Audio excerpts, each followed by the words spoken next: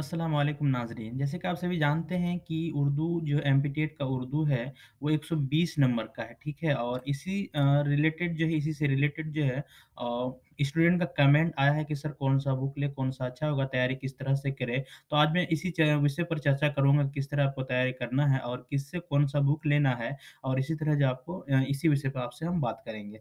तो दोस्तों सबसे पहले आपको देखना ये है कि आपका जो एमपी-टेट है वो आपके मध्य प्रदेश टीटी है, तो इसलिए आप जो है अपने लोकल में जो है उस रिलेटेड जो है आपको अगर कोई बुक मिल रहा है, तो आप वहाँ से लेने की कोशिश करें, ठीक है? इसलिए कि जो है ये ऑनलाइन हम भी अभी हम सर्च किए हैं, तो आप लोगों ने कमेंट किया तो मैं सर्च किया, तो वहाँ पे जो है हमको ऑनलाइन में कोई ऐसा बुक नहीं दिखा जो एमपी-टेट में सिर्फ़ रिलेटेड यानी एमपी-टेट से रिलेटेड ही बुक बनाया हो। तो ऐसा हमको नहीं दिखा, इसलिए आपको हम बोल रहे हैं कि अगर आपको जो है ऑफ़लाइन में कोई दुकान में अगर एमपी-टेट से रिलेटेड आपको कोई बुक मिले, तो आप पहले वो ले लीजिए। उसके बाद आपको जो है उर्दू में क्या है कि आपको जो है 120 नंबर का ये आपको एमपी-टेट में आपको उर्दू में 120 नंबर दिया है। तो ये आपको जो है पूरा आपका विषय पर आधारित है, आपने जिस सब्जेक्ट से ग्रेजुएशन किया है, उस पर आधारित है। तो इसको जो है हल्के में नहीं लीजिए दोस्तों, इसलिए कि आपका जो है 30 नंबर का जो आपका ये होगा, वो आपका इंग्लिश होगा, उसके बाद आपका जो हिंदी है, उसके बाद जनरल नॉलेज है, इस तरह का कुछ होगा, ठीक है? लेकिन आपको जो 120 है, ये आपके सब्जेक्ट से होगा, इसलिए आपको जो है अपने सब्जेक्ट पर थोड़ा जो है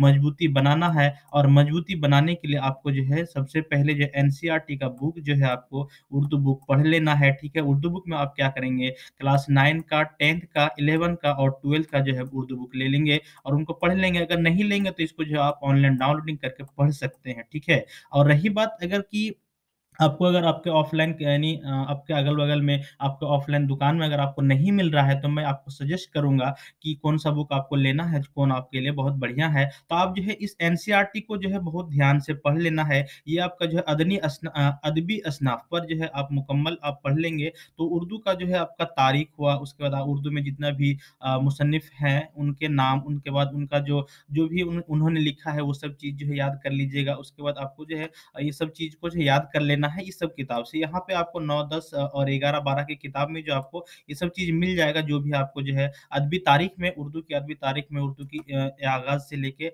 इसका जो टोटल मतलब इसका जो मिल जाएगा उर्दू में, इस सब बुक में। उसके बाद आपको अब रही सवाल कि आपको जो है उर्दू पेडागोजी के लिए अगर आपको तैयारी करना है, यानी आपको जो ये यहाँ से तो पूछेगा ही सवाल, ठीक है? उसके बाद भी आपको जो है उर्दू पेडागोजी से पूछेगा, यानी आपका जो शिक्षण शास्त्र यानी शिक्षा शास्त्र से उर्दू शिक्षा शास्त्र से पूछेगा, तो उसके लिए आपको जो है बुक मैं बता दे रहा हूँ कि कौन-सा बुक लेना है और मैं इसका जो लिंक है वो हम जो है डाल देंगे। अगर इसको जो है आप फ्लिपकार्ट में लेते हैं दोस्तों, तो इसमें फ्लिपकार्ट में क्या है कि ₹500 का इसका कीमत है, ठीक है?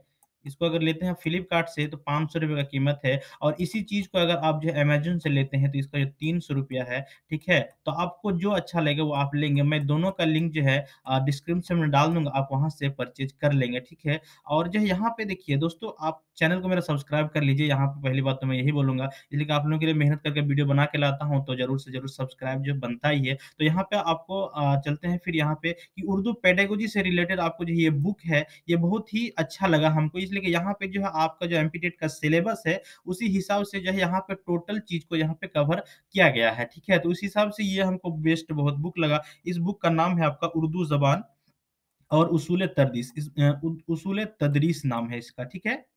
ये जो है आपका सेकंड एडिशन है, क्लास 1 से 8 तक का है आपको। ठीक है? इसका नाम समझ लीजिए उर्दू ज़बान और उसूल तदरीस। इसका नाम है उर्दू लैंग्वेज एंड पेडागोजी यानी लैंग्वेज पर जो है पेडागोजी है, ये जो है fully coverage of NCERT text book के पर जो है ये कवरेज है, ठीक है? इनका जो राइटर है, मुसन्निफ़ है गुलाम सरवर पुरनवी है और ये जो है आपका नाइस पब्लिकेशन है। आप नाइस पब्लिकेशन भी अगर आप लिखेंगे फ्लिपकार्ट में तो वो जो वहाँ पे भी ये जो है अवेलेबल करा देता है। तो आप जो नाइस पब्लिकेशन में अगर लिखेंगे तो आप जो है ये बुक वहाँ से मिल जाएगा। आप नाम लिखेंगे फ्लिपकार्ट में तो नहीं आता है दोस्तों, हम सर्च कर चुके हैं, नहीं आता है। लेकिन आप जो है ये नाम लिखेंगे नाइस पब्लिकेशन तो ये बुक आ जाता है, वहाँ से परचेज़ कर सकते हैं। चलिए हम इसका जो फ़हरिस्त के बारे में बात कर लेते हैं, इसमें जो क्या-क्या मज़ामीन है और क्या-क्या इसमें मज़मून दिया हुआ है, उस पर हम चर्चा कर लेते हैं, ठीक है? तो सबसे पहले देखिए फ़हरिस्त यहाँ पे क्या है, हिस्सा अव्वल में दिया है कि उसूल तदरीस यानी पेडागोजी से रिलेटेड आपको जो है इसमें दिया जाएगा। उसके बाद सबक 1 में है कि ज़बान की आमोज़िश और हसूल याबी, उसके बाद सबक 2 में है तदरीस ज़बान के उसूल और तरीके, यानी तदरीस ज़बान के उसूल और तरीके पेडागोजी से आपको आपको जितना भी प्रश्न आएगा वो आप इस बुक से आपका जो हल हो जाएगा, कोई दिक्कत नहीं होगा, ठीक है? इंशाल्लाह जो है सबक 3 में दिया है कि ज़बान की महारतें, ठीक है? सबक 4 में दिया है लिसानी नशो व नमा, उसके बाद आपका सबक 5 में दिया है तयीन कदर, उसके बाद 6 में दिया है आपका नस्र और शायरी की तदरीस जो कि आपके सिलेबस में है। उसके बाद आपका जो 7वाँ है आपका इसमें है असनाफ़ शायरी, उसके बाद आपका 8 नंबर में दिया है जाए व बदाए, उसके बाद आपका 9वाँ नंबर में दिया है असनाफ़ नस्र, उसके बाद आपका जो कवाइद की तदरीस यहाँ पे भी आपको जो है आपके सिलेबस में देखने को मिल जाएगा, कवाइद की तदरीस आपके सिलेबस में है।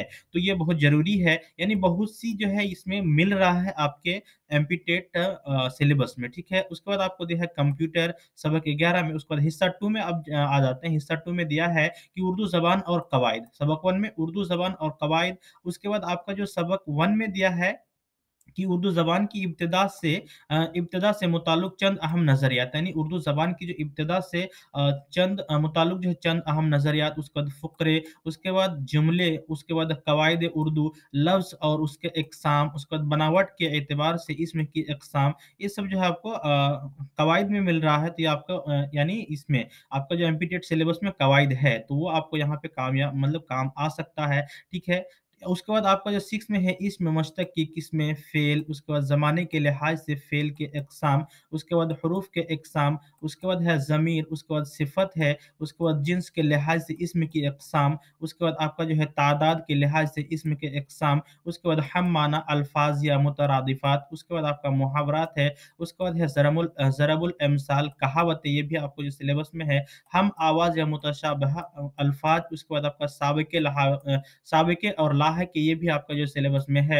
उसके बाद रामूस और काफ़ी भी आपका सिलेबस में है। गलत जुमले और उनकी इस्लाह, उसके बाद दरसी और गैर दरसी इबारत की तफ़हीम, ये तो बिल्कुल होता ही है हर इसमें, तो ये आपका भी है। मश्की सवालात, उसके बाद गुज़श्ता सवालात, उसके बाद मॉक टेस्ट, उसके बाद मॉक टेस्ट पेपर्स, उसके बाद आपका जो है mock test paper 1, mock test paper 2। तो इस तरह का जो इसमें टोटल पेज है 376 और इस तरह का जो इसमें फ़हरिस्त दिया गया है, तो दोस्तों आप जो है इसको खरीद सकते हैं और आपको जो है इसको पढ़ के जो है आप एग्ज़ाम को बआसानी निकाल सकते हैं। लेकिन सबसे पहले आपको जो हमने बताया वो है आपको जो है एनसीईआरटी का बुक पर ध्यान देना है और आपका जो मज़मून रहा है, आपका जो पेपर हुआ है यानी ग्रेजुएशन का जो पेपर हुआ है, उस पर जो जो आपका उर्दू है बस उसी से रिलेटेड आपको ज़्यादा से ज़्यादा मतलब पढ़ना है और ये तो पढ़ना ही है। दोनों चीज़ों को जो है नज़र से नज़र दोनों चीज़ों को बराबर लेके चलिएगा तो आपका जो है एग्ज़ाम बहुत ही आसानी से पास हो जाएगा और इंशाल्लाह आप कामयाब होंगे। तो दोस्तों आपको वीडियो कैसी लगी? अच्छी लगी तो प्लीज़ लाइक करें, शेयर करें और सब्सक्राइब करें और कमेंट करें कि इस तरह का वीडियो अगर आपको चाहिए तो मैं इसी तरह का सजेस्ट आपको करूँगा। तो तब तक के लिए अस्सलामु अलैकुम।